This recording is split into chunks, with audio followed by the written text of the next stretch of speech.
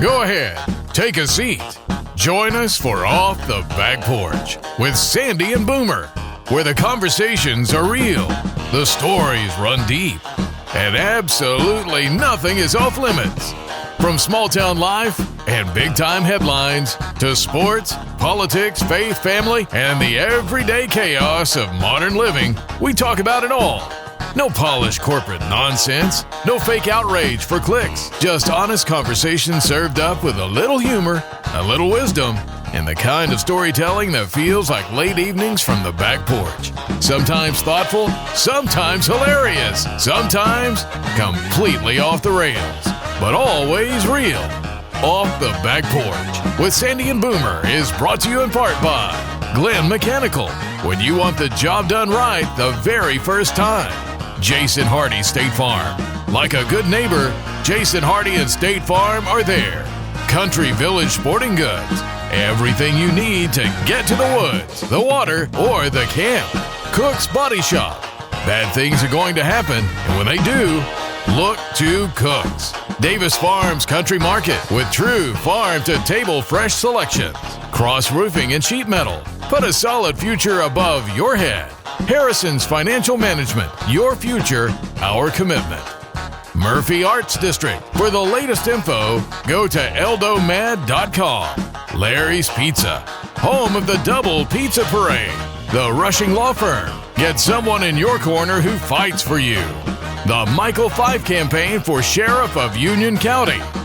Mystic Creek Golf Club, voted the #1 course in Arkansas. Smackover Motors, 50 years of keys, road trips, and memories at Smackover Motors. Timberlane Meat Market, eat local, eat often. Southern Sass Image and Design, the official photographers for South Arkansas Now at southarkansasnow.com.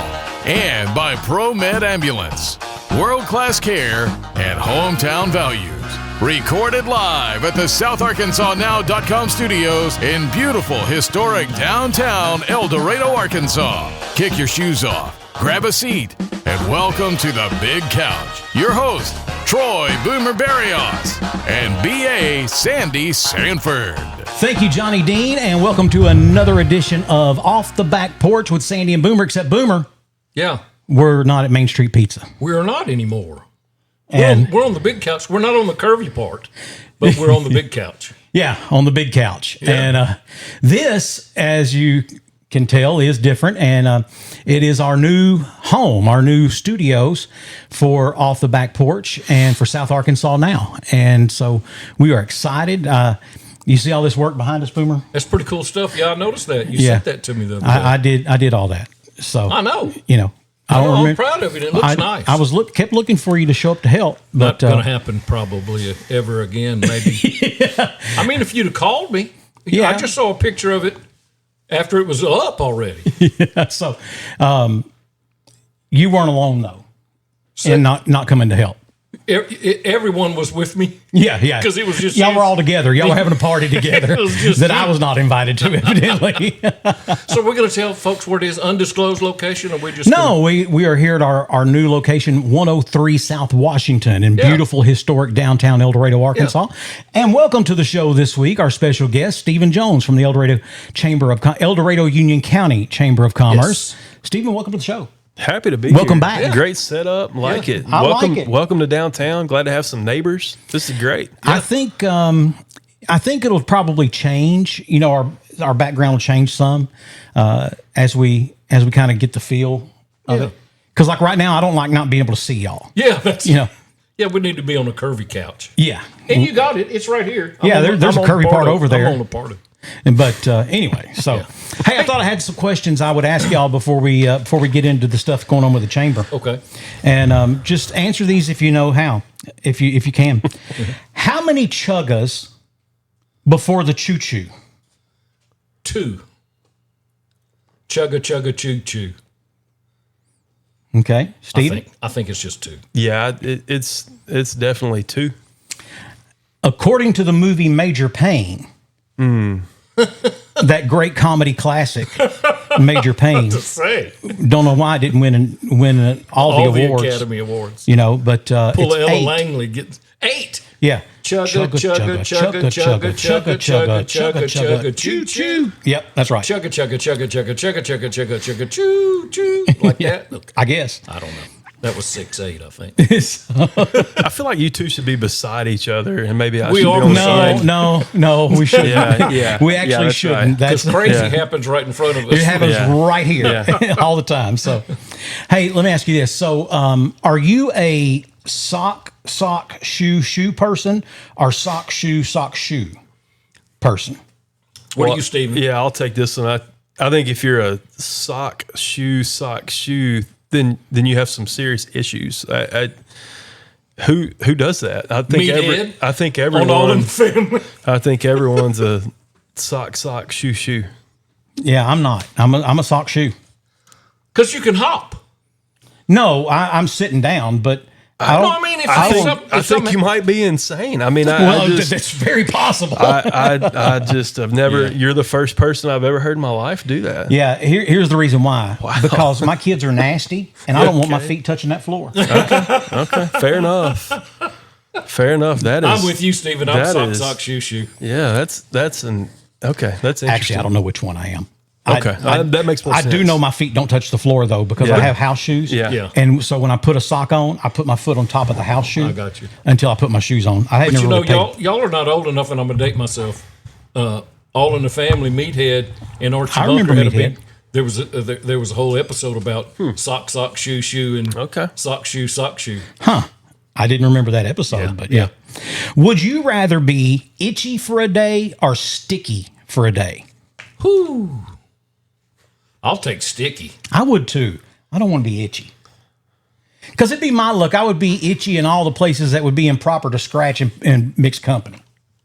That don't bother me, man. I got to, if you got an itch, you got to scratch it. Next question. Look like you go into the movies picking your seat. Yeah.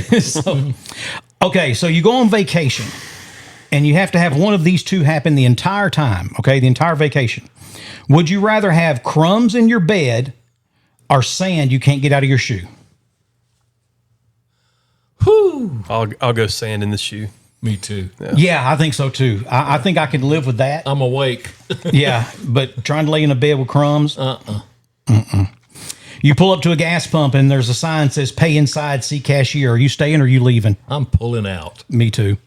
If you don't trust me, I mean, if you're on the last pump, you know, a lot of times the very last pump, they'll make you pay first. But what I'll do is I'll go in there and say, so how much you going to get? I say, I don't know. Yeah. How much you want? What is it going to take for you to turn that pump on? $2? Well, I'm just saying maybe the credit card reader out there's not working or something. No, I'm leaving. I'm leaving most because I of don't the time. have cash most of the time. I got a credit card. Can I ask the next question? Yeah, absolutely. No. I just want to Can you add read one in. Where did the questions come from? Just out of curiosity. You know, it was I found them on an HR website. Okay. And it's this one office. They put up a question every day on a whiteboard. Yeah. And they let their employees go by and mark which one they Okay. want. So that's team morale building type thing. Yeah, kind of thing. For how many dollars did Hank Williams Jr.'s friend lose his life? 43. No. Oh my gosh. 23. 43. I like to spit some beach nut in that dude's eye. Yeah. You got to back up though. You got to hit I know. reverse. Put it in reverse, Terry. Back up, Terry. No, Terry. I can't remember the number. 43. 43, wasn't It is 43, Okay, yeah. well, Stephen was right. I should have just listened to Steve. So next question. Is a hot dog a sandwich? I don't think so either. I don't think so either. It's, just, Now, to me, it meets the criteria, it's bread and meat. bread and meat, but It's in a class all of its own. I think so too. I think agree. I think so as well. It could be in the same class as a corn dog. Hot dog and a corn dog Yeah. could be classified. Well, with see, to each me, other. like a corn dog is like an empanada or a Natchitoches meat pie yeah, because that the Ortegos make. it's Ortegos. so I just didn't expect these questions. These are great. which is opposite speak for wow. Yeah. This is really bad. What am I doing right now? Yeah. Would you rather have a new car every year or a dream vacation every year? I'll take the dream vacation. Me too. Yeah, for sure. New car. I'm driving a 20-year-old vehicle, so I mean, it's not, Yeah, well, mine's a 13 or a 16. I got a 13 and a 16. So, mine's an 06. So yeah. let's see. Would you rather fight one horse-sized duck or 100 duck-sized horses? What? A horse-sized duck or 100 Duck-sized horses. I'd say give me the 100 duck-sized horses. That's not going to occur. But yeah, that would be. Well, neither one of them's going to occur. Well, I know that. That's so. It's. But yeah, I don't want to fight a horse-sized duck. Yeah, but ducks aren't as strong as horses. Yeah, but they grab you with that bill, and next thing you know, you're done. Yeah. Or flap you. You know, you see them do that thing where they gargle. Yeah. And now you in a gizzard. So, Yeah. string cheese. Do you peel it or do you bite it? I bite string cheese. I peel mine. I think it's because I have kids, small kids. I think I'll just pass on string cheese. Yeah. Not really I'm a not a fan. string cheese type person Yeah. either, Stephen. What's one skill as a dad you've learned as a dad that is helpful in your line of work? Negotiation. Yes. Yeah, patience. Yeah. No, I'm not.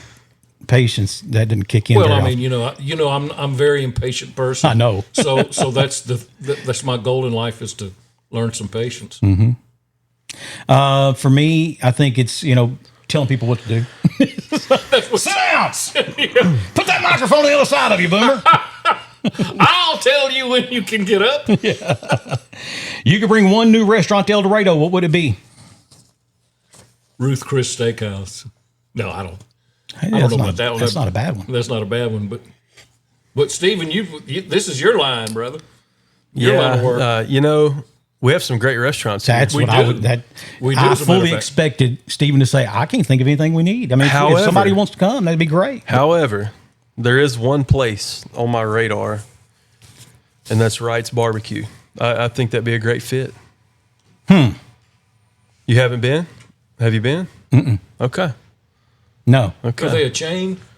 They are an Arkansas-based barbecue group, started up in Springdale area, Yeah. and I think they have probably five or but six do you really locations trust people now. from Springdale to make your barbecue? Just go check it out. Just go check it out. Yeah. They have a couple locations in Little Rock. Try the brisket and report back. Yeah, well, that's my whole thing. I'm going to judge you based on your On brisket. your brisket, yeah. Yeah. Yeah. Well, okay, if you're judging based on brisket, when you order the brisket, a lot of barbecue places, and not to knock a barbecue place, I think there are some great ones out there, but they ask you when you order the brisket, do you want moist or lean? Oh no, I want moist. They give you the option. They give you the Yeah. follow up, and they're very consistent. I've been in more probably every one of their locations, and Backyard barbecue wouldn't be bad They're either. all Yeah, very backyard. consistent. I love backyard barbecue. Go check out Wright's and report back, and then let me know if you think that'd be a good fit here. Yeah. Yeah, I like. Producer man likes rights. we've got a Whataburger, so I'm good there. Yeah. All we need now is a drive-through daiquiri place, and I'd never leave town. You hear me? You I wouldn't have would to go to never Haynesville. leave out of town. You wouldn't have to go to Haynesville anymore. I don't think that one's open anymore. Is it not? I don't think so. I Oh, drove really? through Haynesville the other day, and it was not. There was nothing there where it used to be. And Okay. So you got the one in Farmerville. And you got the one in Junction. And Is the yellow building State Line Liquor got a drive-through? yes, Oh, I didn't know that. and they got them adult slushies. And but they only have 4 flavors. To me, that's part of the problem. Well, just get you a little Great Value Squirt bottle from Walmart and get your own flavor. Yeah, you can. Grape or mango peach. Or, Well, there's a liquor store here in town that they have a slushy machine, and then they will sell you an airplane bottle to go with it. of liquor? Yeah, so you can get you can get your sour apple or grape Yeah. or and then red spike it yourself? or orange. Yeah. Because they sell them by the color, not by the flavor. Okay. Next question. I want that apple one. They said, you mean the green? Yeah, the Yeah, green. I want the green. green. Yeah. So, as far as restaurants, Yeah. I mean, when I want a steak, I go most of the time to Madhouse or Fay Race. Yeah, they got good steaks. And same for seafood, I actually tried a place here in town for the first time the other day. I'm not going to say who, but it was good. I was impressed at how good it was. Are they a chamber member? I don't know. I don't know. They probably are. They probably are. So let's take a break. We'll come back and we'll have more of Off the Back Porch from here at the Big Couch. And that's coming up right after this. Experience, courage, common sense. All of these are traits we want in any elected position, but especially in the man we will pick as our next sheriff. Michael Fife hasn't just been in law enforcement for 30 plus years. He's the one who answers the call in the middle of the night, putting himself last and Union County first, looking folks in the eye, doing what's right, standing up for all of us. Vote for Michael Fife for Union County Sheriff. For longer than most of us can remember, Timber Lane Meat Market has been a staple of our community, where quality meats and friendly faces come standard. From everyday dinners to weekend cookouts, make it fresh, make it local, make it Timber Lane. Be sure to check out the daily lunch specials and like us on Facebook. Timber Lane Meat Market, 1336 West Hillsboro in El Dorado. Proud to be part of South Arkansas and even more proud to be displayed on your table. When the long weeks, paychecks are cashed, where we gonna spend it, buddy? You ain't gotta ask. When the neon lights are kicking on, all of us are headed to a home away from home. We don't look like much, but we're pretty damn smart for some good old boys that can't pass the bar.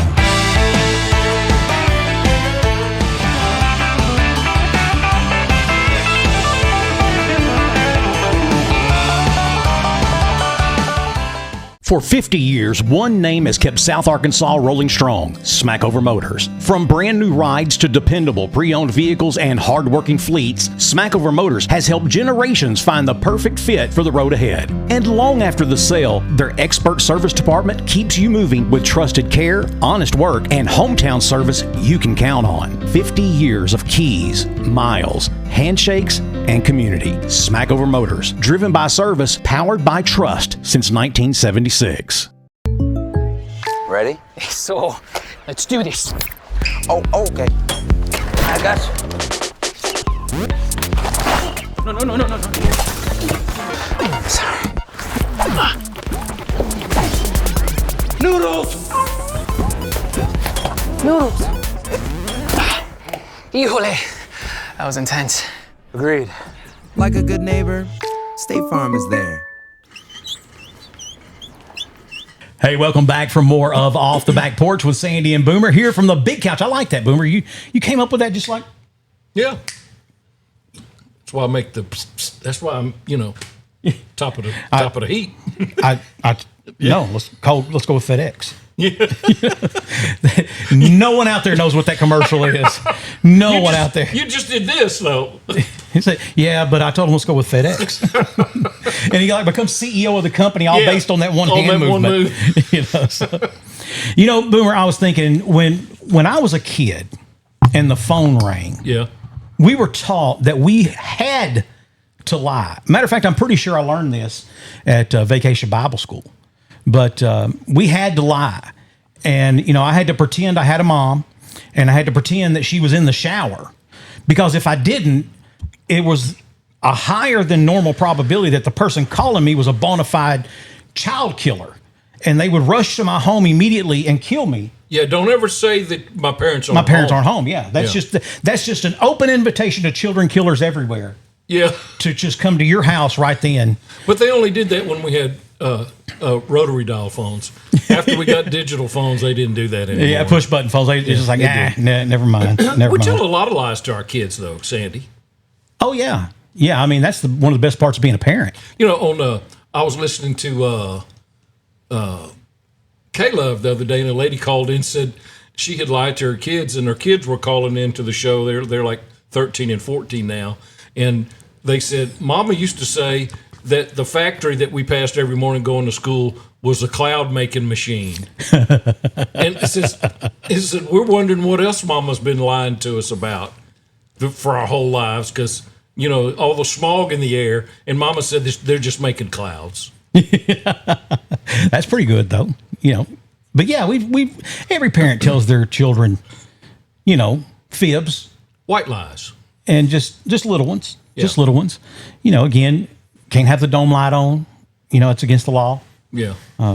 Eat a watermelon seed and it'll grow out your belly it'll button. grow out your belly button. Yeah. You know, don't finish your dinner and a puppy loses a leg. Puppy loses a leg. That's, you know, just normalize. Normal things. Yeah, that's you told your kids that too. Yeah, didn't you, yeah, Steve? that's right. Yeah. That's right. Puppy dies every time. You don't finish your plate. Finish your vegetables. Yeah.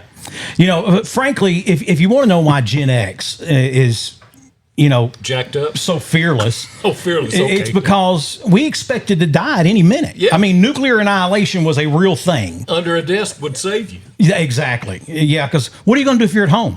You don't have a desk at home. That's the only way you could be safe during You a had to go nuclear back to blast. school. You had to go back to school, What if get they under the shot us desk. at 3:45? We're all in trouble now. Yeah, so, you know, but it was nuclear annihilation, strangers looking for a lost puppy, free candy from a white van with no windows. That's it. And don't forget the neighbor down the street who was going to put razor blades or needles into your Halloween candy. Yeah. And of course, you know, we learned to stop, drop, and roll because the propensity for just catching on fire was evidently a high thing that, you know, and quicksand. Don't forget quicksand. You know, we were scared to death as kids of just catching on fire for no reason and quicksand. Or you had to wait 30 minutes after you ate before you could swim again. Oh yeah, because we all knew a kid who knew a kid in another town over. Yeah, that who died because they didn't wait. They waited 28 minutes. It wasn't long enough. Cramps and he just Got cramps and died right there in the swimming pool. At the neighborhood, but and of course, you know, we always expected the free drugs. You know, we're going to be on our way home, and you know, we expected to be offered, you know, crank, horse, blow, weed, speed, H, Molly's, coke, Molly's, yellow jackets, pink hearts, you know, smack. You didn't have none of that, Steven? Come on, he's I don't know where he's going with this. Pixies, Tutti Fruities. Sandy, look this way, man. He's just nervous. He's sweating around his collar. Well, it's because he's so much younger than us. Well, it's, you know, we're filling out the setting here with the new studio. I mean, I feel like with us all facing the same way, I mean, there are some hurdles there, but it feels a little bit like my football days where, you know, this feels like I got a headset on. I'm talking to other coaches all focused on the same thing. Well, that was coach speak, too. There's some hurdles there. Yeah, that's right. It's all coach speak. Yeah, so when they say, Coach, what's your team look like this year? Well, you know what we lack in size, we make up for with a lack of speed. Yeah, that's right. And we're not them kids that play the first part of the year, they won't be eligible by the second half, so don't worry about that. Yeah, there you go. Yeah, uncomfortable is probably right. I think that's a good way to put what I am right now. But I'm excited to be here. His head's on a swivel. Yeah. I don't know what's next. But I mean, you know, we're looking. You expected Monkey Magic, Tutti Fruities, Percocets. Man, I can't even think of it. But you know, that was all from just the bus stop to your house, where you would then take your key off of the yarn lanyard that was around your neck, and you would unlock it to get in the house by 3:50 in the afternoon, just in time to answer the phone and explain to that person who's calling that your mom's in the shower. Before you watch Dark Shadows. You're way past me, way before me, you know. That was the 80s. Wasn't Dark Shadows in the 80s? Okay. No, I don't think so. Okay. You know, and don't forget downed power lines. You know, that was a big thing. And, you know, because, you know, there could be a downed power line 6 neighborhoods over, and you could get out of the car. That's it. I mean, you know, one good thing that parents did say is, like, when there's the thunderstorm, don't get under a tree. And that's true. You shouldn't get under a tree. You shouldn't get under a tree. Yeah. So some of it was good. I mean, one out of however many you named. Or don't take a shower. Yeah. Don't take a shower while it's thundering. Yeah, I got a buddy that his whole family put on their tennis shoes when it starts lightning. They wanted to be grounded with rubber. Yeah, rubber between them and the ground.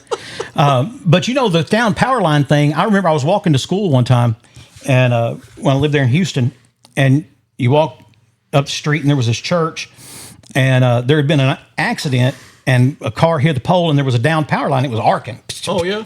And I saw it when I came around the corner. I saw it. I turned around. I ran all the way home, and I didn't even go to school that day because I'd been so scared to death of down power lines.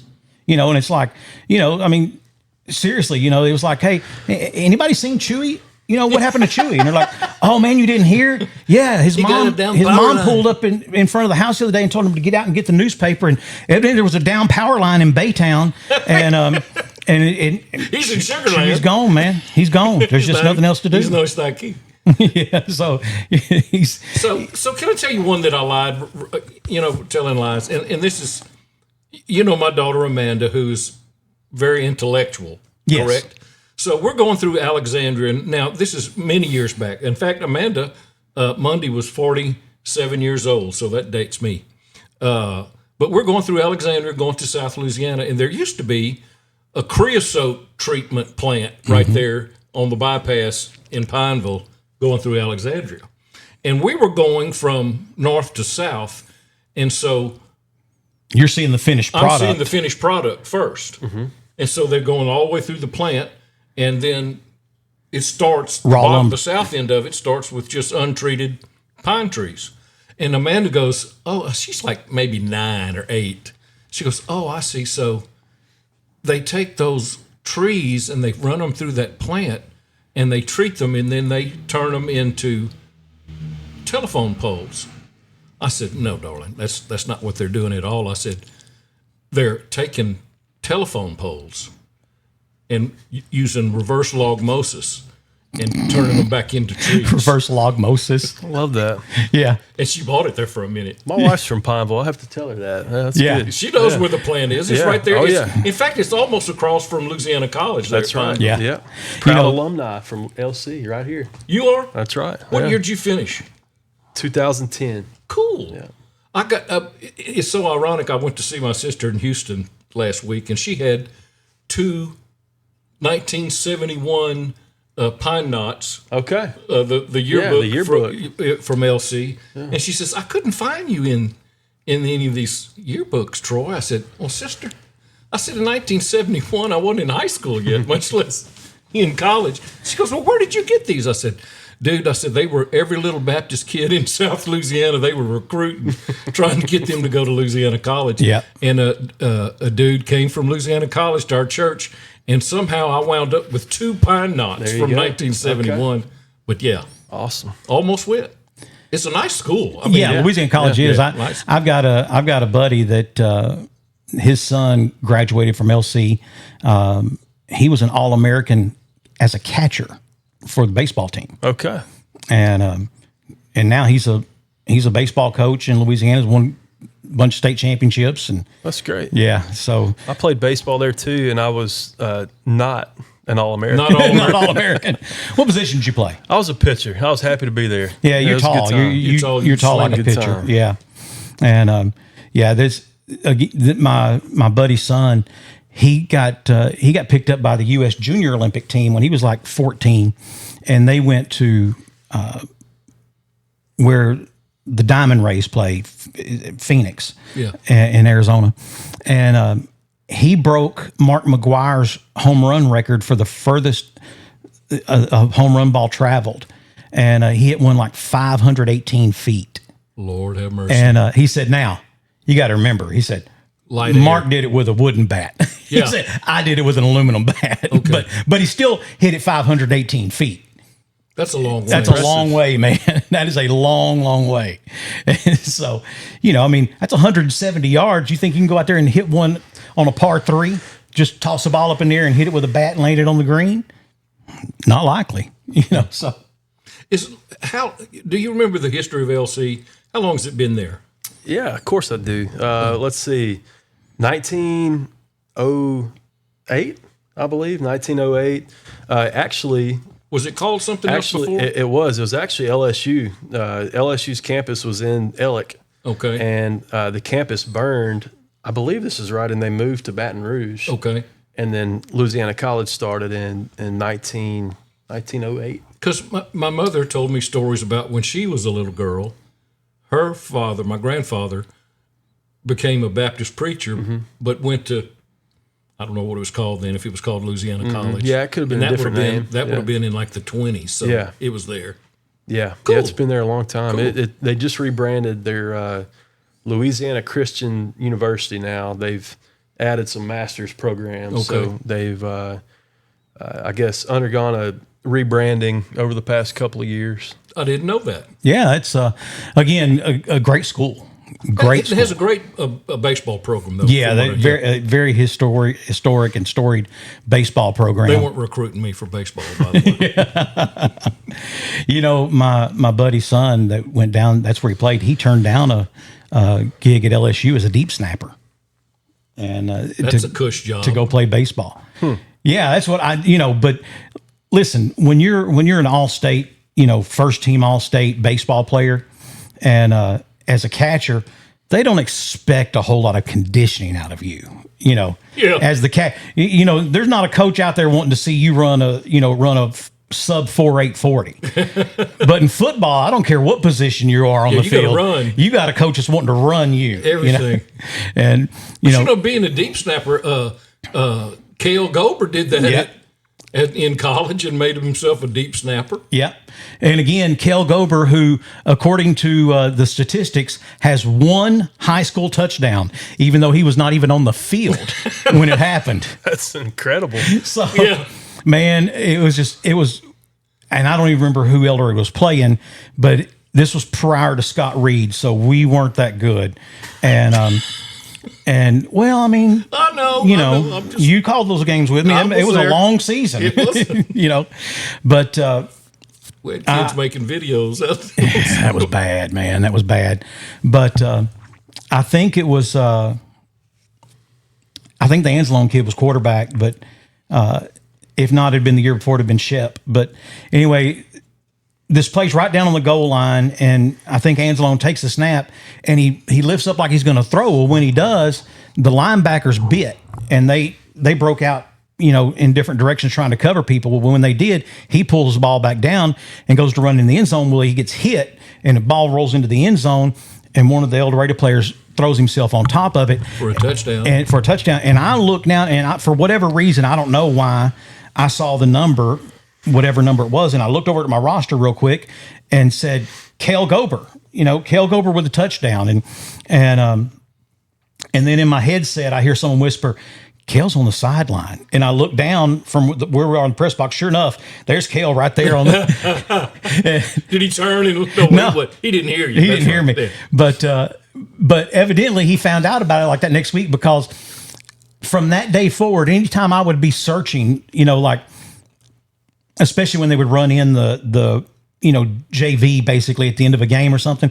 For years after that, Stephen, I'm looking at my roster trying to figure out who's who, and somebody would whisper in my ear, Cale Gober. So Cale Gober played for 9.5 years. That's a good stretch. And has one touchdown. So I said something to him on Facebook one day about even though I wrongly gave you that one touchdown, he said, hey, dude, don't take it away from me. That's the only one I ever got.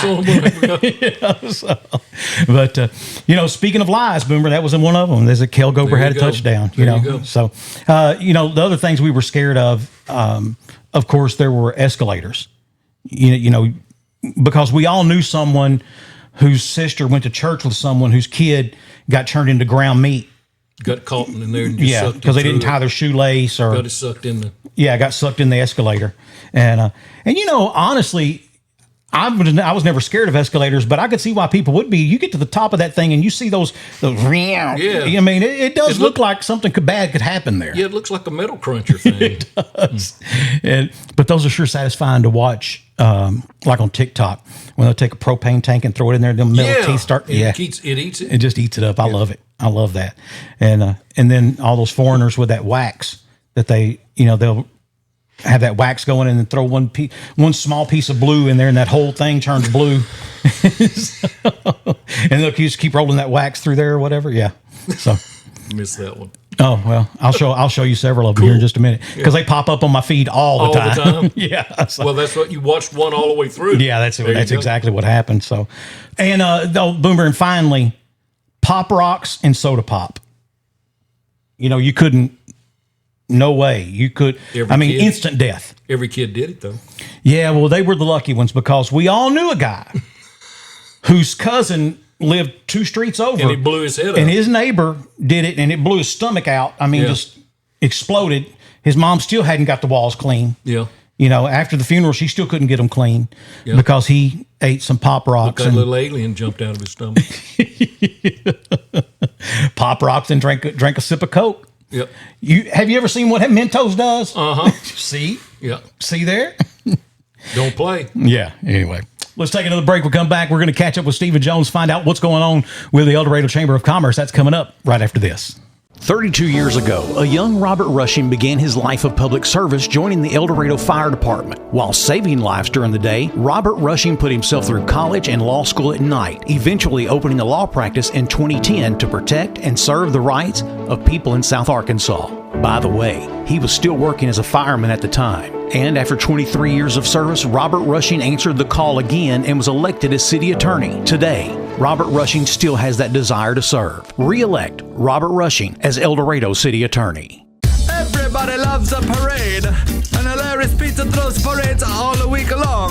Bring the family in for your favorites, or explore the variety that Hilarious Pizza offers. Come join us at Hilarious Pizza for the greatest parade ever.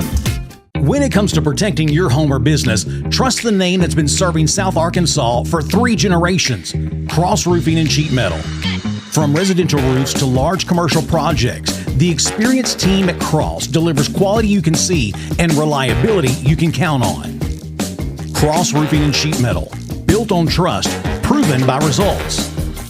Call Cross Roofing today. Put a solid future over your head.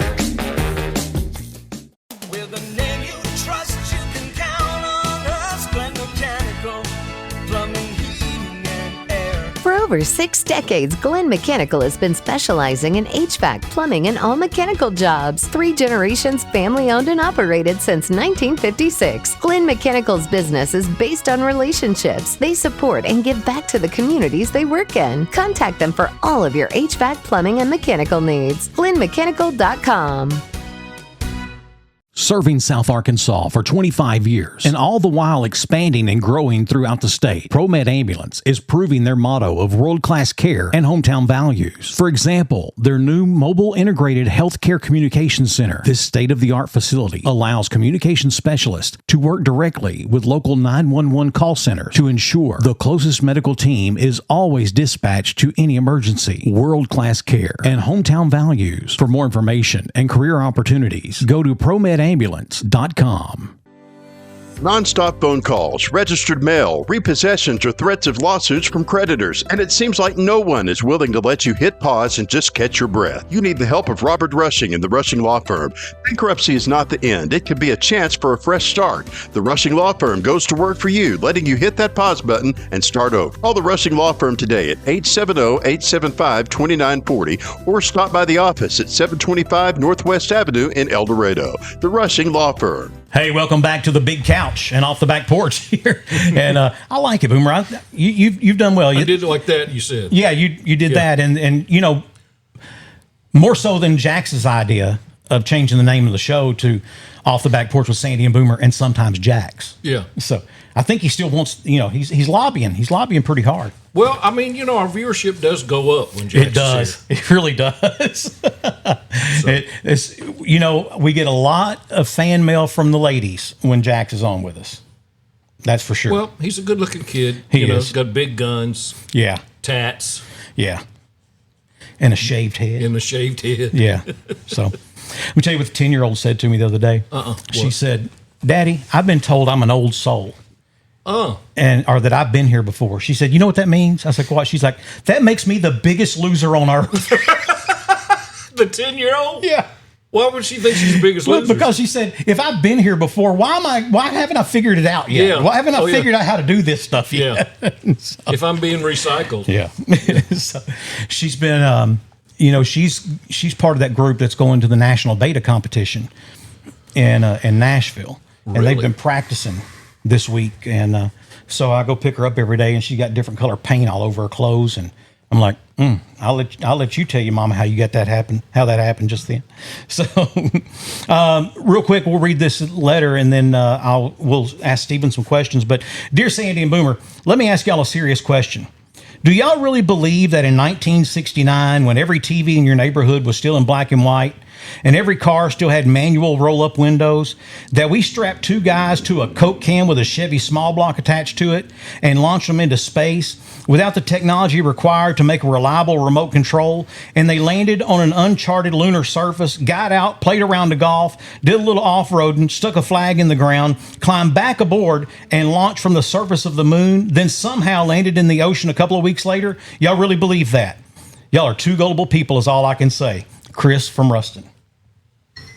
Know how old he is. Yeah. So, I guess that comes from when we were talking a few weeks ago about, do you believe in the moon landing, or do you believe the earth is flat, or, I think you actually said, you could see the moon. I think we landed on the moon, personally. There's reflectors on there. You can bounce a laser beam off of it. Yeah. They did it on Big Bang Theory. Yeah. So of there course you it's go. true. It's true. Bonjour. I saw it on the internet. There you go. So, It got to be true. Stephen, what's going on with the chamber?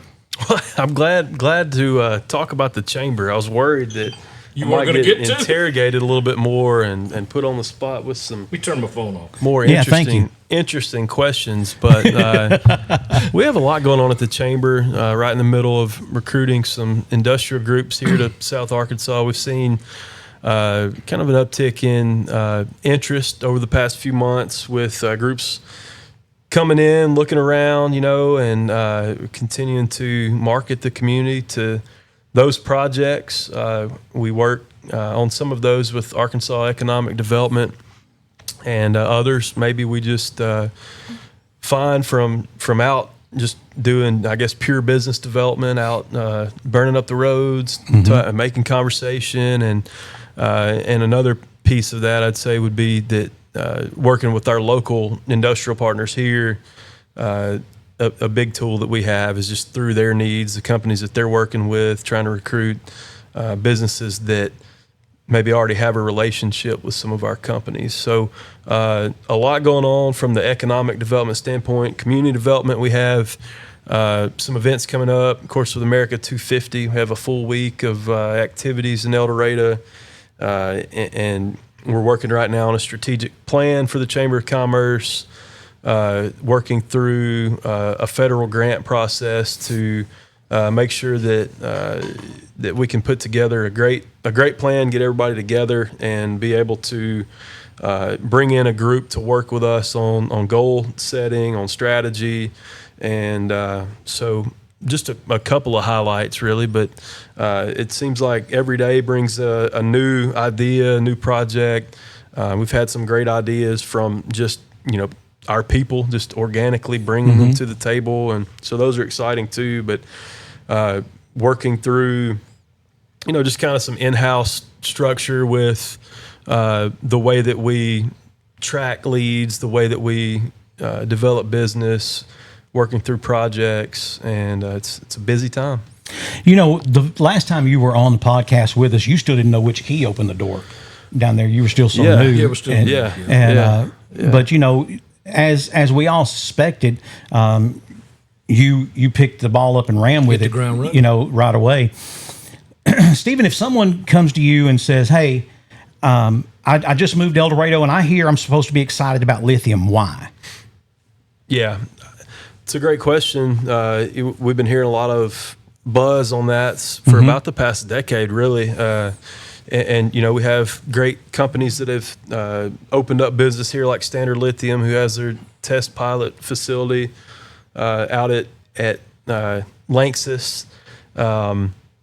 I would say the momentum in that industry hasn't left South Arkansas. In fact, I think just in the first half of 26, I think that some of the projects that were kind of in the evaluation phase are starting to move a little bit. So, and I still feel like El Dorado should be the center of that, the hub for the industry. We have all of the infrastructure. We have decades of chemical research, innovation, extracting the brine. Mentioned Lanxess, or when my dad worked there, it was Great Lakes. But I mean, we've got years of experience in that industry, and I think that's why people from really all over the world are looking to El Dorado for projects. So, are any moving forward in Union County today? Yes. Are we going to see a ribbon cutting next month? Probably not. But right. We're getting closer and closer, and working with the state and Arkansas Economic Development, Department of Commerce have been great partners in strategizing the path forward, looking at kind of the plan for the industry, working with the companies that maybe haven't been here for a long time that are starting to look into the area. You see Chevron and Exxon and groups like that have picked up interest in the area. You feel like something's moving there. Yeah, they bought up leases and. Yeah, well, that's what I was going to say. The other thing is companies like Chevron and ExxonMobil, and they don't just go randomly pick towns to just go show interest in. There's a profit center. Has to do with geology. It doesn't have to do where it is. Yeah. Do you believe that? Because I personally do believe this, that there's the plan for the lithium plant is far west. I say far. It's west of us. But when it comes to a town that can house not a corporate headquarters, but a regional headquarters, there's not a better town situated. Yeah. I mean, obviously we had Murphy Oil. We still have Murphy USA. This was the home base for Lion Oil. This was the home base for Deltic forever. So there's a kind of a corporate feel that these places could get, as opposed to, they're not going to go put a regional headquarters in Louisville. Right. They'll build a plant there, sure. Yes. But they're not going to drop, their nice corporate office in Louisville, because there's nothing for them there. It's kind of like the Midland Odessa thing. Yes. Most corporate stuff's in Midland, and I've been in that oil field out there, but and it's not disparaging of any one place. It's just the infrastructure that you're talking about. The infrastructure is there. So, when if they're going to build a regional headquarters or a hub for some of their execs, they want it to be at a place where they can walk from there to downtown to get something to eat, and not just running through, grabbing something out of the hot deli at a convenience store. They want to, when the execs bosses come to town, a place where they can stay, whether it's the Haywood or Union Square guest quarters or wherever it is, that they're close in town to entertainment and those things. Again, you're not going to get that in Louisville or Magnolia. Or meeting places, that we have. Our meeting places, exactly right. And we have a lot of those. So that's one of the things that I think kind of gives us a leg up in that. But I'm also of the opinion that as the tide rises, the ship comes up. Yeah. So if it's good for Magnolia, it's eventually going to be good for El Dorado. Yeah. And if it's good for El Dorado, it's going to be good for Camden. And if it's good for Camden, it's going to be good for Magnolia. That golden triangle. And I think that's one of the things that excites me. I went to one of those accelerator summits on lithium, and just the sheer number of companies that they're like, hey, if this refining of the lithium from the bromine is successful and as cost effective as we believe it's going to be, then we have no choice but to build a facility in the area, because lithium is just too expensive to ship.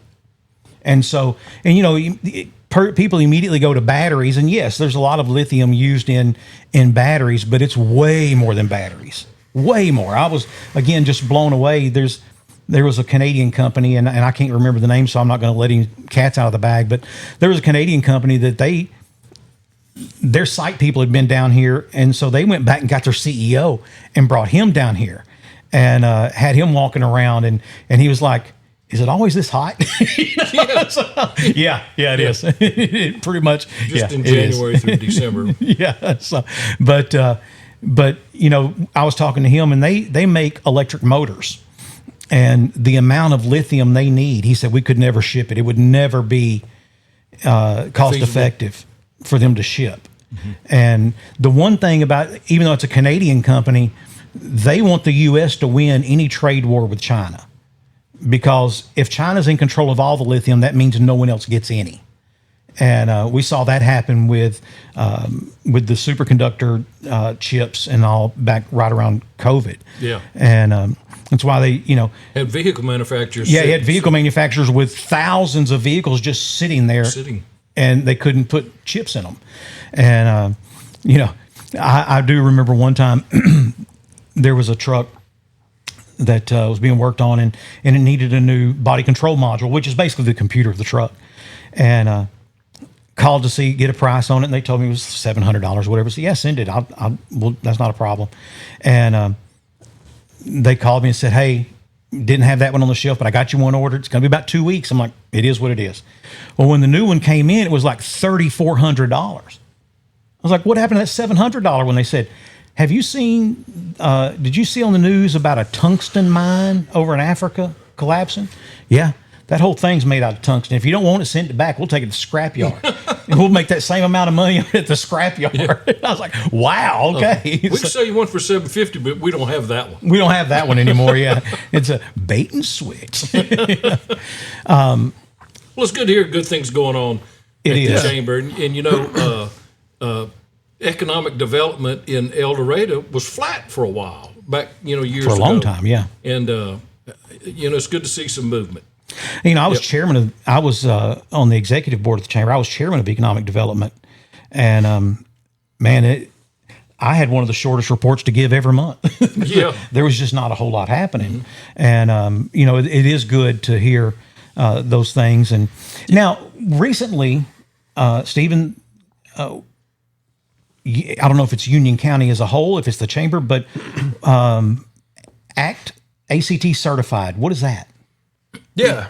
Well, I want to kind of piggyback on what you said on the lithium industry too, with the economic development. I just, those aren't the only projects we're chasing. No. I'm glad you brought them up, but I do want to be clear that we're out, the projects that make sense to us. I mean, I was in a meeting with Congressman Westerman last week, and he talked about the natural resources in South Arkansas. He's chair of the National Resources Commission or committee, and just to hear him talk about, what God has given us here to use in South Arkansas. With timber, with what we have under the ground, with just the ability to have some manufacturing projects, we're chasing those too. So just not a one-horse pony. It's not, but the the lithium kind of fits into that with us already having the infrastructure, the build out, the expertise in extracting brine. We have that here, so projects like that make sense. But there are other industries that we're pushing, and we're seeing some other projects that could shake loose, and just continue to push there. The other thing with that would be, is it momentum? I think it's important for us to pay attention with what's going on with our own infrastructure. You look at our airline service. I mean, we have the commercial jet service in El Dorado, Arkansas, and then RDOT's putting money into projects on 82B and US 167B. Those projects mean that there are folks outside of our community that see momentum and feel like that the growth could happen here in this area. So paying attention to that too, and hopefully, there's more there with as we continue to improve infrastructure and be more marketable to projects, to companies. But we're chasing the projects that make sense for sure. Obviously, one of the largest poultry lending operations in America happens right here in El Dorado, Arkansas, with First Financial Bank. I think I saw, Rex Nelson wrote a fabulous column this past weekend about El Dorado. And one of the things that he said in there was that, and I didn't know this, but First Financial has loans in all 50 states. Mm-hmm. Yep. That surprised me. I mean, of course, they service big books of loans. Yes, they do. And it's neat because I was one day they were giving out awards and it showed up on their Facebook page, and I didn't even realize what I was looking at as I was just scrolling. And I was like, I went to high school with that guy, and sure enough, he works for First Financial Bank, a guy I went to high school with in Center, Texas, named Ward Herndon, and he works for First Financial, and in their agri and poultry lending. But, with all that, I would love to see someone come in and take the old ConAgra / Holly Farms / Pilgrim's Pride facility and do something with it, whether they're making, animal food, or they're actually back to processing and rendering, live birds or whatever. But I hate to drive by there and just see that place sitting empty, and knowing of all the jobs, because I was on the board of directors at the hospital when Pilgrim's Pride closed, and I can tell you what that effect was for us when we went from having this amount of people who were insured to this amount of people who were insured, and that gap. They call them self-pay, but that's just code for probably never gonna pay. And that number went up by almost tenfold just overnight with the closing of that plant. So I would love to see something in that area. So I'm glad to hear that y'all are working in other industries and areas. And you're right. I mean, we are the natural state, of course, but in South Arkansas, we have a ton of natural resources. If anyone can ever figure out how to get the liquid natural gas out of the brown dents, then we're going to have a whole nother boom that's going to happen. We're just too far north to be in the shale. So we're not in the Haynesville shale, but all of the gas that is trapped underneath us is in what they call brown dense sand.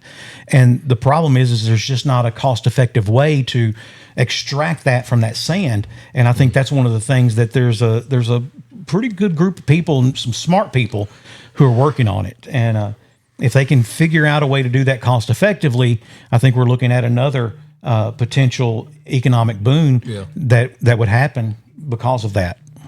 Well, the last boom that Smackover had, when they had their oil boom back in the previous century, pushed them to 25,000 people in just a matter of months. And another discovery like that may not do that, but it certainly would generate a lot of development in this area again. By the way, Mike Poor, that was you. That was you calling. Yes. Yeah, we're busy, Mike. He'll be here tomorrow, though. Is he coming? Yeah. He's Chuck Barrett's pilot. Oh, he's flying Chuck in? He's flying Chuck in, yeah. And I'm excited about that. That's going to be a great time. That's going to be a great event. Nice. And, I'm sorry you're not going to be able to make it, Boomer. Well, I'm having my cesarean section on my wrist tomorrow. They're doing a C-section on his wrist tomorrow. And that's what he told me. I'm having a little carpal tunnel syndrome. Yeah. He says, hey, you ever seen a C-section before? Have you went and looked at any of the videos? I'm not. Okay, well then quit telling me I don't know what I'm talking about. Well, they're doing a C-section on your wrist. Why did you have to say that, though? Here we go again. I'm jumpy. I do know that. He almost died one time. Did y'all know that? Come on, man. He almost died one time. Yeah, that was a long time ago. It's still pretty fresh on my mind, I got to tell you. I tried to. Yeah, you did your best. So, we talked a moment ago. ACT, our ACT certified. What does that mean?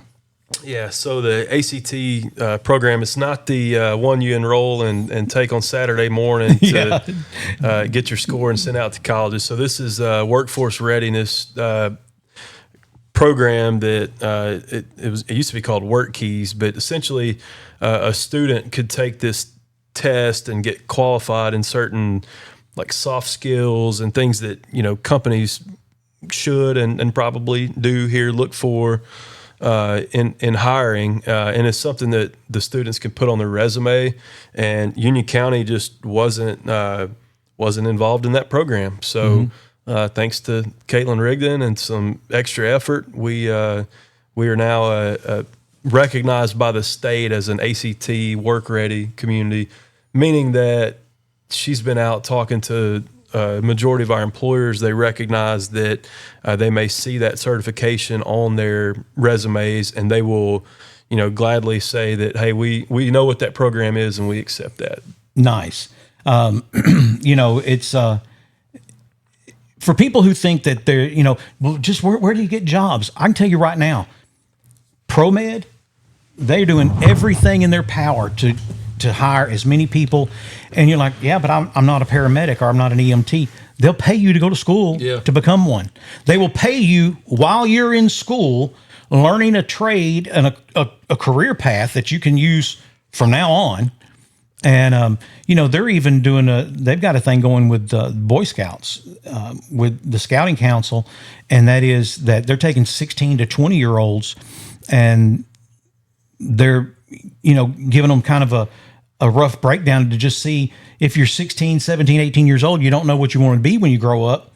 And if you have any interest in joining up in the medical field, here it is, and again, they'll pay you while they train you. Yeah. And I don't remember the exact words that Ken Kelly said, but we were sat up next to him at the job fair. Incidentally, I want to request that again for the job fair this year. I want to be set up right next to Ken Kelly and ProMed. But we were set up next to him, and I'd hear his speech. He'd say, hey, you can go from making zero to being somebody's hero in as little as, I think it's 6 weeks.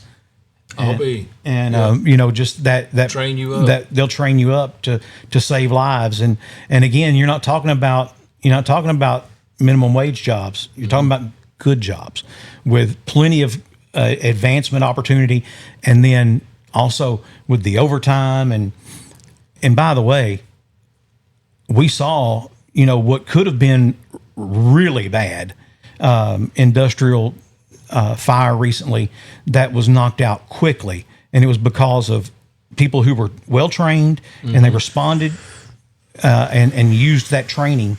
And they were able to put that fire out so quickly because Troy Boomer and I have been on the air on a Sunday morning from 6 a.m. to 6 p.m. while they were still trying to put out fires at places. So, hats off to that crew with El Dorado Fire Department. And I was talking to Chief Mosby, and he's like, man, I can't say enough about how good of a job they did in coming out here and jumping on that fire. And so, but again, there are opportunities available. And like I said, Ken Kelly, I know every time he and I talk, he's like, he said he feels like a defensive coordinator for a college football team. He said, I'm always recruiting. And he said, everywhere I go, everything I do, I'm always recruiting. And, he said, I get a waiter who seems like they have some snap. I'm going to recruit. I'm trying to recruit them to become a paramedic, so that kind of, and, but there are opportunities out there. And those are things like you talked about with the momentum that's going on here locally. Even highway work. And say, yeah, but even if they bring a crew in from out of town, that crew's got to stay somewhere. They're going to eat while they're here. They're going to stay in hotels. They're going to spend money while they're here. All of those things at the end of the day all work to cash in on your local economy. And, my kids will tell you, one of my famous sayings is, if you stack up enough nickels, you'll have a dollar. Yeah. And so don't laugh at nickels. And pick them up. Yeah, exactly right. So, let me just add, you talked about the fire that, our good friend Mark Bates is still in the hospital, and, our thoughts and our prayers go out to him. Absolutely. And his family, and hope that he makes a full recovery. Yeah. And again, the initial prognosis just doesn't make sense compared to with what it should have been based on what happened with the explosion and the shrapnel and the flying fiery metal, Magnesium, and I don't know if they've ever confirmed it, but that's sure what it seemed like to me when I first started getting the reports. And I asked people at the scene, I said, was it magnesium? Because I can't imagine another metal reacting that way. And that was they were like, well, we can't confirm that yet, but it sure looks like it. I said that on speculation as well. Yeah. So, I'll say this: if it wasn't magnesium, it's something that acts a whole lot like it, and that's which, again, the fact that they were able to go out there and put that fire out. Yep. Otherwise, I mean, you can't put magnesium out. It's just got to burn till it's gone. And so, again, good job for them. Stephen, what else is happening at the chamber? Well, gave kind of a brief overview of both kind of the economic development side, community development, talked about a few events, but, every day we're visiting with local business to try to understand needs and try to see where we can help. We have a project right now that we're working with the college on that we actually received a grant to help put together a community transportation initiative that would allow us to hire Lyft drivers in the area. Lyft, same concept as Uber. Yeah. And the reason that we push the Lyft aspect of that, and this is through the work of Caitlin and Karen and Jennifer Schroeder at the college. They, if you stay at the Haywood for corporate travel, you can use your points to book, rides or locally with Lyft. So there were a few just areas that were holding us back from being able to have that app locally and have the service and just through some research, and our team found that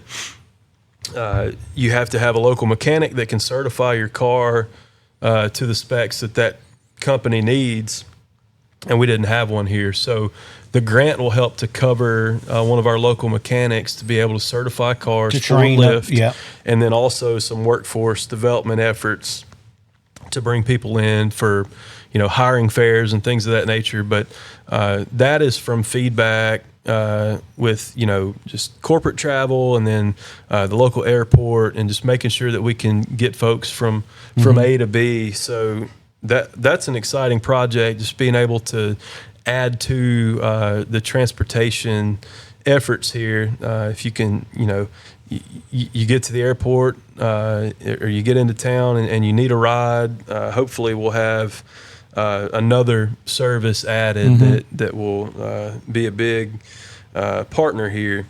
I mentioned the industrial projects on the economic development side a bit ago, but just want to reiterate that these projects are exciting for us to even be in the mix. Right.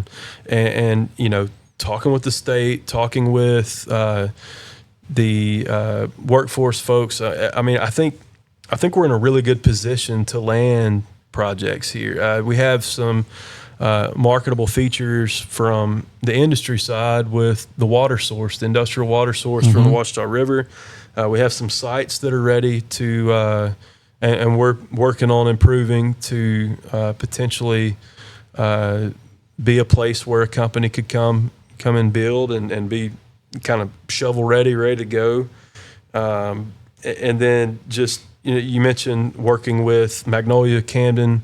We've joined a joint alliance. It's a 10-county effort all the way over to Miller County and Texarkana, Calhoun County, Union County has joined what's called the Southwest Arkansas Development Alliance. And, that's something that the state loves to see. I mean, when we can recruit together, you're right. I mean, a lot of the projects that we're on, we're not in competition for with the counties, next to us. We need to be working together because we could all benefit from landing one of these groups. So the regional effort to have an alliance where we can all recruit as one team, it's something that the state likes to see, and just increases the likelihood that we could advance a project here. I have found in my experience that even the projects that you're in on that you lose, you learn something very valuable. There have been times where I've been involved in things like, hey, where was it when the decision came down and you said no to our bid? What was it? And we learn, it may be this, it may be, location. It may have been rail or road or whatever it is. And sometimes it's things that you can't help. They're like, hey, your traffic count is too high. We'd never be able to get vehicles in and out of that facility there because you got 19,400 vehicles a day traveling over that same spot. And without a traffic signal being put in there, we'd never get vehicles in and out. Sometimes it's things like that. And if that's the case, then you figure that out, and you next time you're making a bid to someone and you tell them, hey, if traffic count's an issue, we can have the state put in, traffic signals here, or we can do that.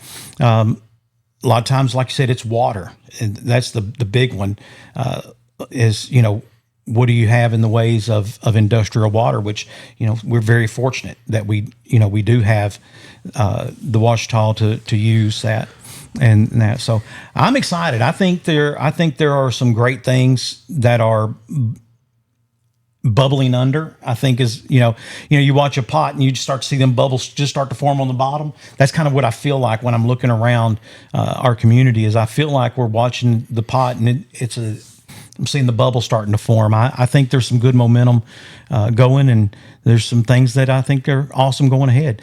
I know you have to go, so anything you wanted to say before you were done? Well, just always appreciate a chance to get on here and promote El Dorado and share what we have going at the chamber and give some updates. So happy to jump on anytime, and happy to be the first on the couch. On the big couch, The big couch. Yeah. We got to, like I said, I think we got to fix the way, because I don't like not looking at y'all. It's different. We'll get it figured out. Yeah. We'll get it figured out. Yeah. It won't stay this way. It won't stay this way for long. So, all right, we're going to take a break. When we come back, it'll just be Boomer and me, but we will be back right after this on Off the Back Porch. A new shipment of express boats is in at Country Village Sporting Goods. Or maybe your boat just needs a little TLC. We have appointments available in our service department. And of course, we keep a great selection of Catalina campers. New baits, new tackle, and the latest in gear are arriving every week. So when we say everything you need to get to the water, the woods, or the camp, we're talking about Country Village Sporting Goods, 965 Smackover Highway in El Dorado. Like us on Facebook.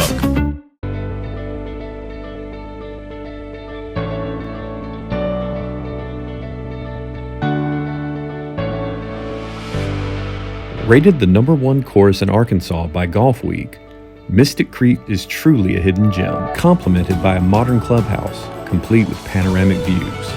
It also features a fully stocked pro shop and Mystic Grill, serving contemporary American cuisine and Southern classics. Mystic Creek promises an unforgettable experience. Bad things happen, and of course, they never happen at the right time. Maybe it's just a little bump and cosmetic damage, or it's turned into a huge insurance claim and you just don't know where to go next. That's why so many of your neighbors and friends call on Cook's Body Shop in El Dorado. From the minor to the major, Cook's Body Shop is in your corner. Need someone to help you deal with insurance? Look to Cook's. Need advice on what to do next? Look to Cook's. Need a free estimate? Look to Cook's. Bad things are going to happen, and when they do, look to Cook's. The brand new deli is open at Davis Farms Country Market, featuring Boar's Head cheese and meats. Try the Turkey Bacon Ranch, the London Broil Roast Beef, the Club Sandwich, or a fresh and crispy BLT. Check out their Cranberry Pecan Chicken Salad, not to mention fresh hot gumbo, the soup of the day, and more. Davis Farms Country Market, 4523 Junction City Highway, or call 870-639-1323. When it comes to your family's financial future, peace of mind matters. At Harrison Financial Management, they are right here to help you plan, grow, and protect what matters most. Whether you're planning for retirement, investing wisely, or securing your family's future, they will guide you every step of the way. Harrison Financial Management, your future, their commitment. Hey, welcome back for more of Off the Back Porch with Sandy and Boomer. And Boomer, I think I'm going to like doing our podcast here. I do too. Yeah, it feels more relaxed. And it is. It is. And definitely, listen, nothing against Donnie and Main Street Pizza and the chairs, but these are much more comfortable. Well, we're here longer than you would be if you're just having dinner. Right. And so, it did, yeah. And yeah, because we'd be in those chairs for 4 or 5 hours. Yeah, and it's like, man, you can't walk when you're done. when we get the big couch and turn it into the curvy couch, yeah, I'm gonna get on that end one and I'm gonna recline. Yeah, because it got this. It's got this in it. And this. Yeah, let's see. Does the end of that one have one? Yeah, and so then you could take this section out and put these 3 together. And then I think the one you're sitting on is a manual recliner. Either that, I think it's this one. Yeah. I think it's this one is a manual recliner. So we could do the show in the reclining position. Yeah, and put the cameras. Put the cameras up there. Yeah. I was warned when I got this furniture though that this couch has special magical powers. Sleeping. It will put you out. Yeah. And I can see why. Yeah, I can see how it could happen. I can tell. Yep. I can see how it would happen. Boomer, Pine Bluff man arrested after allegedly impersonating a Walgreens pharmacist for nearly 4 months. He did what? He was at Walgreens? Authorities say 34-year-old Maurice Barnes, also known as Lil Reese, was taken into custody Saturday after allegedly posing as a Walgreens pharmacist despite having absolutely no pharmaceutical qualifications whatsoever. End quote. Does it explain how he managed that? Or? Customers say Maurice appeared believable due to his confidence, his Walgreens coat, and his habit of speaking in extremely serious medical tones before immediately saying something outrageous. Witnesses claim Maurice regularly referred to prescription pickups as drops and allegedly yelled one time, "Who here for the 30s?" Being reminded several times to use customers' last names. Co-worker said Maurice referred to the drive-thru as the serve-thru, called insurance rejections as the feds hating, yelled, "We back active" every time a shipment would arrive. Frequently caught himself saying, "No, we fresh out of them perks." Oh, my Lord. One customer said, "This man handed me my blood pressure medicine in a handshake." Here you go. How you doing? Another customer said Maurice looked both ways before passing over some cough medicine and whispered, Don't tell nobody I looked out for you." Yeah. Here you drank. Management finally intervened after Maurice allegedly yelled across the store, "Hey, we got a fresh batch of them cough syrups in." When officers arrived, Maurice allegedly pointed at the long pharmacy line and said, "Damn, I can't go with y'all. Ain't nobody watching out for this counter when I ain't here." So he just showed up one day and had a Walgreens coat and told him he was a new hire. Yes. How did he get a check? They didn't explain that. He was dipping. But Boomer, listen to this. Listen to these comments. Okay. These are the comments that were on after this story. Okay. And these are real names because I wrote them down verbatim. Shanita Snatch Your Man Perkins. No, it's not. What did I just tell you? You just said okay. Snatch Your Man. Says, languages evolve. We can too. What's wrong with this man trying to serve his community? Tremaine T-Top Williams said, "Hold up. Black man goes in to serve his hood and you MFers acting like he straight up committed a felony." Dispensing pharmaceuticals without a license? Yeah, that's pretty much dealing. the definition of a felony. You're just dealing at Walgreens. Beth Ann Thomason says, "But did anybody die?" Well, we don't know. Dr. Siobhan Nicely, who claims to be a professor at the University of Arkansas Pine Bluff, says, "Once again, America is in the midst of a medical crisis, and the Caucasian patriarchal establishment certifies themselves as the lone gatekeepers of what is permitted and what is not.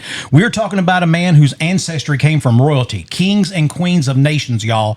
Hashtag stop the hate, hashtag serving the need, hashtag healing the hurt." I'm not even going to comment on any of that. Now, here's what's even better about all this, Boomer. None of this was real. The story itself, the gentleman who made the original post is 34-year-old Maurice Barnes. He made the post about himself. But none of it's real. But then he said, it's not real. But all these people are defending him, and they're mad, about black men trying to get ahead in America, servicing his community. Serving in his hood. Oh, they did say not community. Yeah. So, and you know, the patriarchal Caucasian establishment deciding what's acceptable and what's not.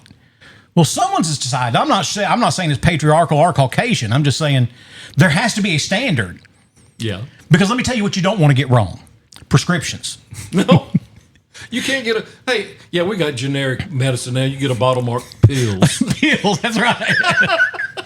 Boomer, I have a new game we need to play. Okay, what? You know, we have Florida Man. And Drunk, hire, stupid. Drunk, hire, stupid. And then the people who send us letters and Dear stuff like Abby's. that. Yeah. I have a new one. Guess what offends us today? Oh, this is going to be good. Because it's everything. Everything, yeah. It just depends on who you talk to. So, did you know that now, according to the Voices of Hollywood, it is offensive and punishable to play a part for which you are not inclined? So if a part in a movie calls for a gay person, Voices of Hollywood says you have to go hire a gay person to play that part. What? Well, what would be the obvious thing that you would say? My first thought is when you hire, who are you hiring and what are you hiring them for? Okay, well, wait. What if you have a series about a serial killer? Yeah, Dexter. That's what I was thinking of, Dexter. Yeah, so do you have to go hire a real serial killer? That's what they're saying, isn't it? So, you know, The Sopranos couldn't be made unless they got the real Cavalcanti family the from real Jersey. Family guys. You know, who probably aren't good actors. Probably not. So that's the whole point of. Oh my Lord! It's called what now? You acting means pretending to be something you're not. So, for me, if you go hire, you need someone to play a gay person, and you go hire a gay person. That's not acting. That's reciting lines. Yeah. But when you go get Matthew McConaughey, yeah, and make him play a gay and guy? make him play a gay person, and he pulls it off like flamingly fabulously, you know, then you're like, that's acting, like a birdcage performance. yes, Robin Williams, you know, and I'm just like, I'm blown away. So now we can't have actors acting. You're being offensive to somebody. Oh my Lord! That I don't know if this segment's going to. I could tell this is going to be very maddening for me. So no longer can you have a white guy with a Russian accent. No, you got to go hire a real Russian. Yeah. Okay. So then Beth on Dutton Ranch. Yeah. She can't be. You can't use her because she's got a Aussie accent. Right. Yes. But she does a good cowgirl or whatever she is. So someone needs to call Eddie Murphy. Yeah. And tell him that he's not a barber he's not an old white Jew. No. So in coming to America, he could never do that part again. He can't talk for a donkey. We got to get a donkey. Got to get a real donkey that talks. There was one of them in the Bible. Yeah, well, I mean, but just for a little bit. But just for a minute. Yeah. He ain't done Shrek through 4. 1 through 4. Come on, man. When time backed up one time, anyway, we talking about, oh my Lord. Oh my. I'm telling you, the whole world's upside down, Sandy. I mean, come on. It is. I know. You listen, you talking to Noah about the flood. It was the big thing in the COVID time was misinformation. Oh, that scares me when they say we need to take your post down for misinformation or hate speech. Hate speech means you're speaking the truth. That's what hate speech means. Well, there really is hate speech. Well, there is. But let me say this. As sickening as some of that speech can be, aren't we living in a land where we still protect the right to be as stupid as you want to be? That's it. I mean, so I'll catch hell for this because I have before. I don't believe in hate crimes. I don't believe there should be. If you commit murder, whether it's on a white person or a black person, and whether the perpetrator was white or black or whatever, doesn't matter. It's murder. It's murder, and there's you can't make it any more murderous than it is by calling it a hate crime. You know, if you burn down a church, I don't care if it's a white church or a black church, and I don't care what race the perpetrator was, you committed arson. Yeah. Either way. And, you know, but somehow hate is such a funny word because you have to then know the intent of the person's heart. Yeah. And I just don't think that will stand to judicial scrutiny in the future. Yeah. You know, yeah. Although you don't want an anti-Semite burning down a Jewish temple, and that may be hate, but like you say, whether you hate them or love them, and you burn it down because they needed a new one, it's still arson. It's still burnt down. That's right.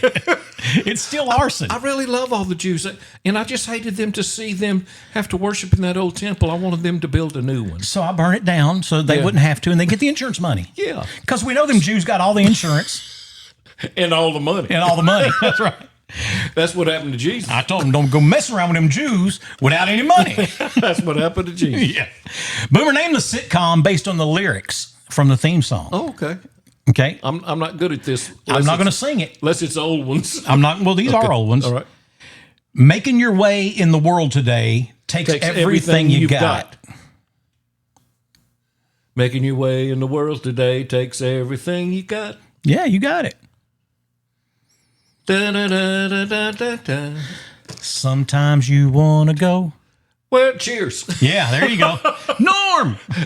Yeah. Norm. How about this? We're going to do it. Give us any chance, we'll take it. Leave us any rule, we'll break it. We're going to make do it our way. We're going to make our dreams come true, doing it our way. That's Laverne and Shirley. Laverne and Shirley. Yeah. Yep. Come and knock on our door. We've been waiting for. No, we've been waiting for you. Where the kisses are hers. Three's Family too. Three's Company too. Yeah, that too. Yeah. Three's Family. Yeah. Come on, knock on our door. What would you do if I sang out of tune? Would you stand up and walk out on me?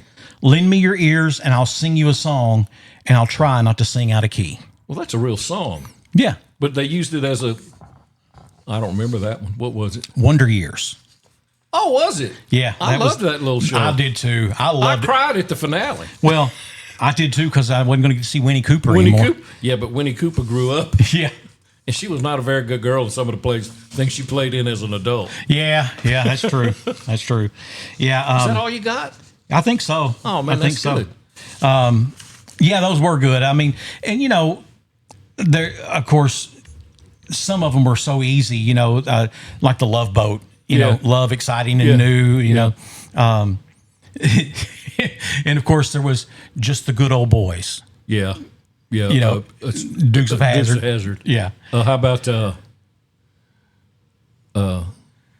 First Thing You Know? I can't remember how it started. It started out one day shooting for some food and up through the ground, bubbling crude. Yeah. That wasn't the first line. But anyway. Yeah. Tubbs and them wrote that for him. How about dun-dun-dun-dun-dun-dun? Yeah. Yeah. Green Acres. Yeah. Farm living. New York is where I'd rather be. Zsa. Yeah. You know, in looking up those lyrics and all, I came across a page and it was like, test your knowledge. And it just played the instrumental on 12 different ones. And I got 11 out of 12. I'll be. Yeah.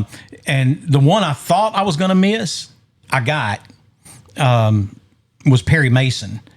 The one that I missed. Dun, dun, dun. Yeah. Dun, dun, dun. Yeah.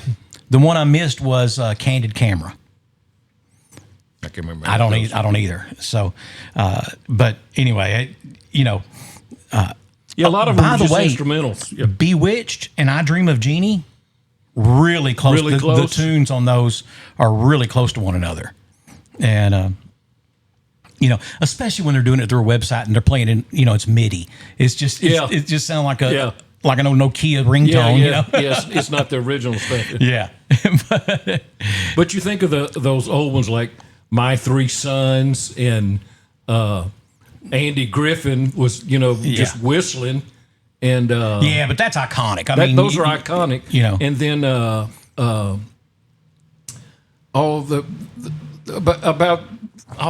Monsters. The Monsters, yeah. Yeah, that was very iconic. The Addams Family. Addams Family. Da-da-da-da. Yeah, and the Addams, they said it in the in their anyway. Yeah, but that's an interesting. A lot of those old sitcoms, and you know, of course, Beans don't burn in the kitchen. Beans don't burn in the kitchen. That's moving on up to the Jeffersons. The Jeffersons, that's right. Yeah. By the way, Glenn Miller played. All in the Family. Yeah. Yeah. Archie. I love, what's so funny is when I was a little kid, I thought Edith Bunker was old then. But, I think I was in my 40s before she died. Yeah. But, we've talked about it before. Boomer, those shows could never, ever be on television today.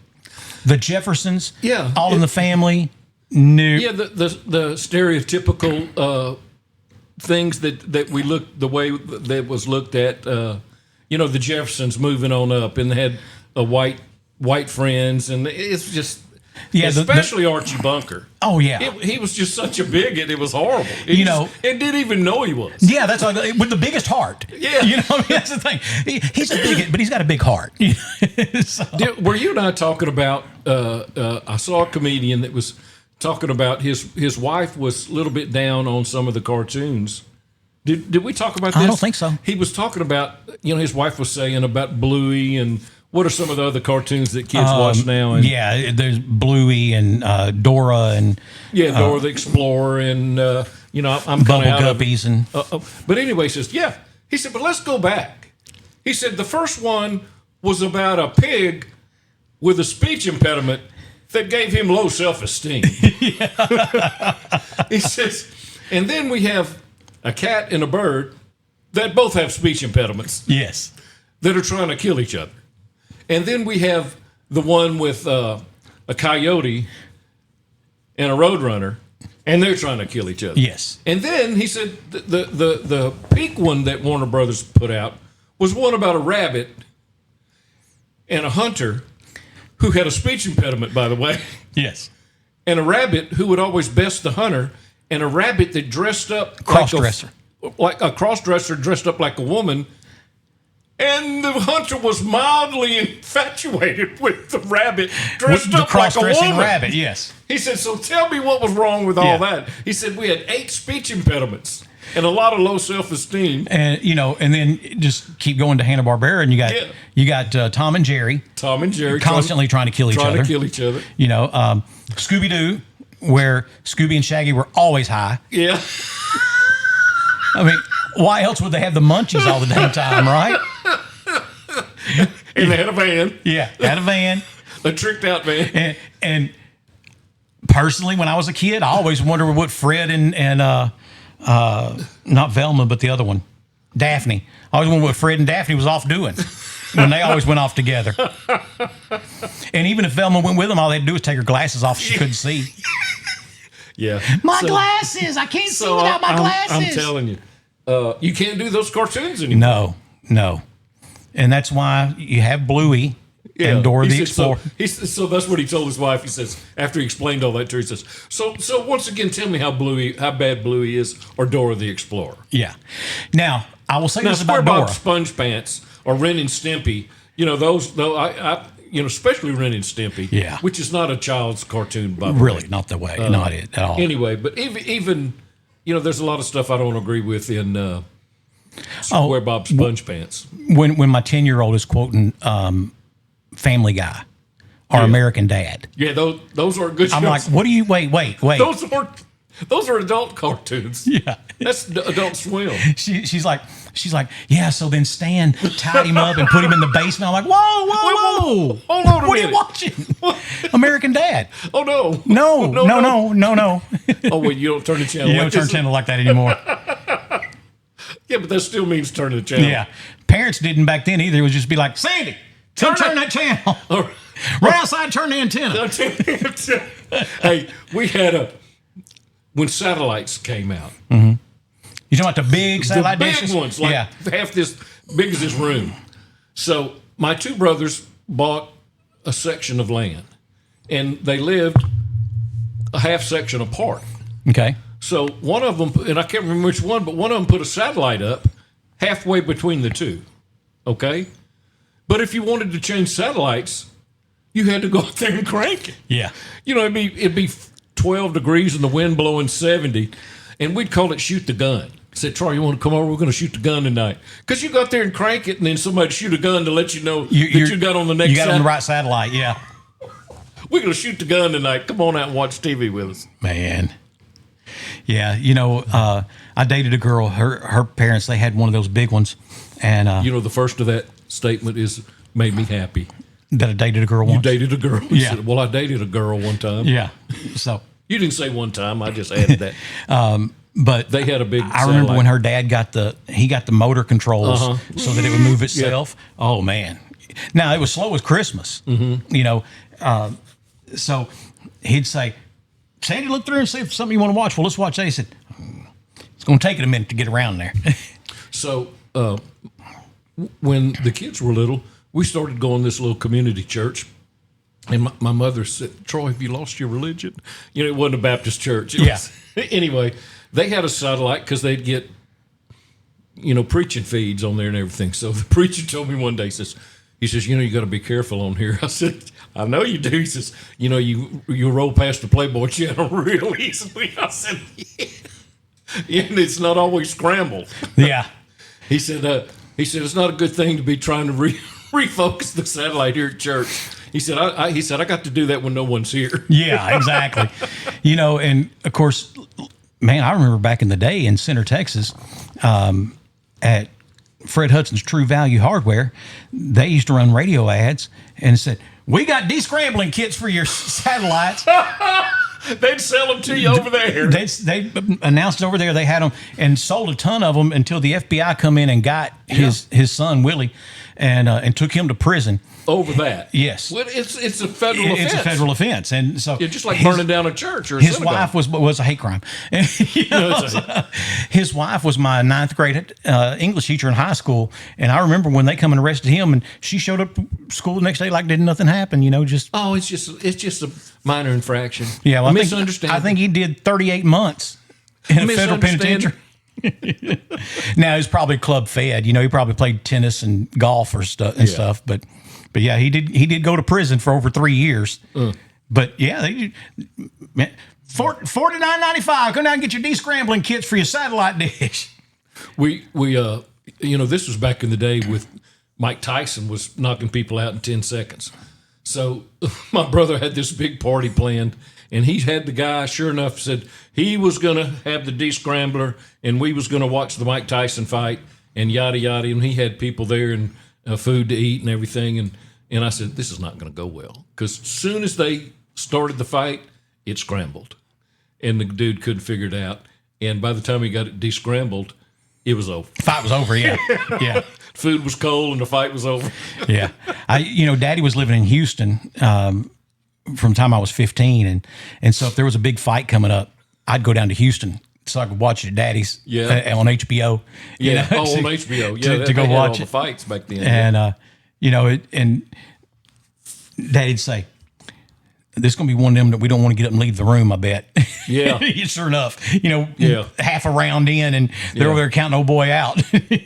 So. He was a monster. Yeah, I mean. He was scary, but he was scary good. Yeah. And always shorter than everybody he fought. And he fought some guys that can really punch. Yeah.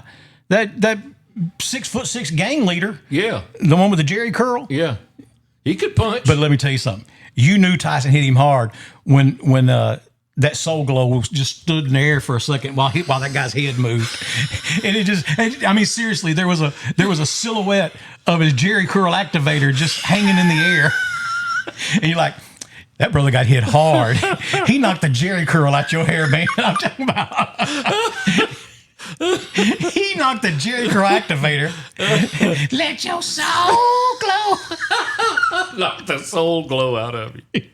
Oh, it'd be like on Friday. You just got knocked out. Yeah, you just got knocked out. Yeah. So. Oh my Lord. Yeah, and then but when he fought at 50 something here this year, that was put up. Well, I mean, of course we found out afterwards that Logan Paul Paul Logan. Yeah. Paul, what's his name, JW? It's Logan Paul, isn't it? Mm-hmm. Yeah. Okay. And he had in there no uppercuts. Yeah. Well, I mean, come on, man. Yeah, You fighting Mike Tyson. shorter than everybody. Everything he throws is an uppercut or a hook. And there were so many times in that fight, especially knowing that, you go back and watch it now, you see Tyson, and he stops himself. Yeah. Because it was worth $30 million not to throw that punch. Yeah. Yeah. So, you mean to tell me that I'm going to get in this ring, and even if I lose, I still get $30 million? You ain't got to worry about me hitting you with nary uppercut. I'm gonna tell you who had the most the bravest I ever saw with Mike Tyson, and he wasn't a fighter. It was Eddie Murphy at the Academy Awards when he imitated Mike Tyson right there on the stage with the speaker going. I said, "Hey, I just want to say to everyone." Tyson grabbed him around the neck. I said, "Yeah, I don't know if he wanted to let him do that." Yeah, well, come on, Mike. I won a national award one time for a radio commercial I did. It was for Laney's Collision Center, and it was Now a Moment with Iron Mike. Yeah, and he's like, when people make fun of my speech, but the way I talk, it make me so mad I want to hit my car. And you hear him hit a car. And then when people tell me that they saw my ex-wife Robin, they saw her out there, and then they make fun of my speech and put my speech, the way I talk, it made me want to hit my other car. And of course, at the end, he's like, but they took it to Laney's Collision Center and it looks good as new, blah, blah, blah. And he's like, "Hey, Mr. Announcer Man, come here." No. Come here. Come here. No, really. Yeah. But it's inconceivable. I won a national award for that. But I didn't know that. Yeah. I remember that commercial. And that and the one I did for Teague Ford, or actually I won 3 awards for Teague. One of them was the helicopter flying over the lot. And it's like, there's people are trapped. It says save thousands. There's thousands of people who need to be saved. Why don't you bring the chopper back in? Sensationalism. And then you buy a new Ford Edge and it'll change the crowd that you hang out with. And it's like, Michael, my boy, Thurston Hardgold III. My good man. Would you join me and Mimsy at the yacht club for brunch this Sunday? And then it's like, "Yo, Mikey, the boss heard about your new Ford Edge. Said that makes you a man trustworthy. You got good common sense. By the way, don't ever use this number again." You'll lose this number. And so, and then the new and used cars, it's like the guy calls and says, "I work for Teague Ford and I sell used cars." Click. And I sell previously owned. Click. And I sell used. Not new, but gently used, and that was the whole thing, was their late models, low mileage. And but yeah, won a lot of awards for those. And, hey, if I'm going to be good at something, that was it, making up stories and being able to do voices. Acting. Oh yeah. Yeah. Problem is I'm not really a used car salesman. Can't do that anymore. Can't do those anymore. Yeah, that's very abusive to those used car salesmen. Man, think about the Sam Shade commercials. Yeah, I used to do for Eldo Arc and Sam Shade. Yeah. Those were iconic. I mean, those were good. With that kind and of it had the music. It made it, the back that sounded, that film noir, like 40s detective shows, Dick Tracy type. But he was always getting himself in trouble, and no brag, just fact. loved doing that. That was when people used to ask me, they'd say, "Do you miss radio?" I'd tell them on the 15th and the 30th. I sure do, because those were paydays. Yeah. But I said, no, really, what I miss that creative outlet. Yeah. Because the only people I had to practice on then is at my house. Yeah. And they're tired of hearing it. Yeah, that was fun to do. Yeah, that was fun. That was fun stuff to do. Hey, by the way, Boomer, you know what? It reminded me. You remember I told you one time that my wife has this habit when I go shopping with her. She will take the first thing on the shelf. Yeah. And she'll put it over here. And then she'll get the second one and put it in the buggy. And you told me, well, you're saying she had the first one, but then she chose the second one. I'm like, yeah. And you said, are you her first husband or her second husband? And I said, her second husband. He said, sounds to me like you should be happy. So I get it. She's choosing you again. But so tell me why last night I'm shopping with her. And we get over there, we pick something out, get the second one, put it in the buggy, right? Yeah. And then, but she keeps looking. She going through, and I said, hold on a minute. We got one in the buggy. Why you keep looking? Well, there might be a better one. I said, see there? So now, Boomer, now we know. Oh, don't get me to try to start explaining the female mind set. She has one in the buggy. Why are we still looking? Well, maybe it's a different color she's looking for, or size, or... You're not making me feel any better. Not making me feel 1 ounce better with any of that. I'm just saying. I'm just, for instance, you asked me, you said, what, Boomer what? So that's maybe what? Maybe so. Yeah. Anyways. Well, man, I've enjoyed it. I think I'm going to like it. Like I said, we've got to figure out a little configuration. Of the big couch.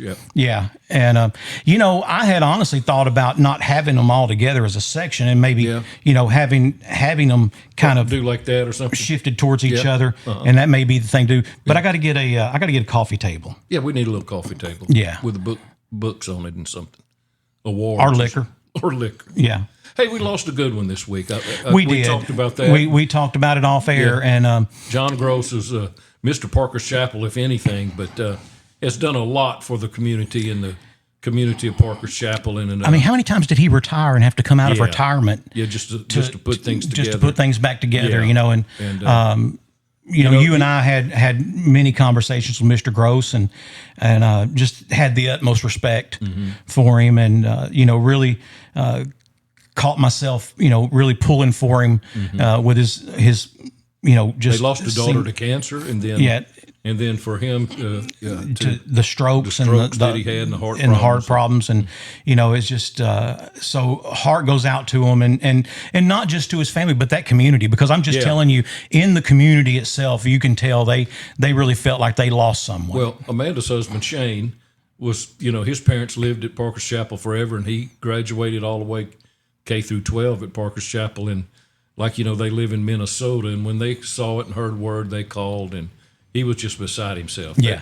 He was such a hero to so many people. And, just a wonderful influence for that whole community. And a great loss. For those of us in El Dorado and for a lot in Parker's Chapel, we pick at each other a lot, know, about the schools and all that. And that's just, at least for me, it's just fun, Well, it's good-hearted. like the two little boys at the grocery store, and one of them's crying, and he says, "What's wrong?"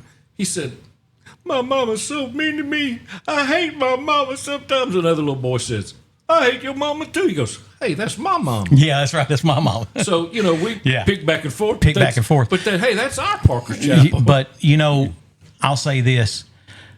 I think without John Gross, you wouldn't have a Parker's Chapel School District today.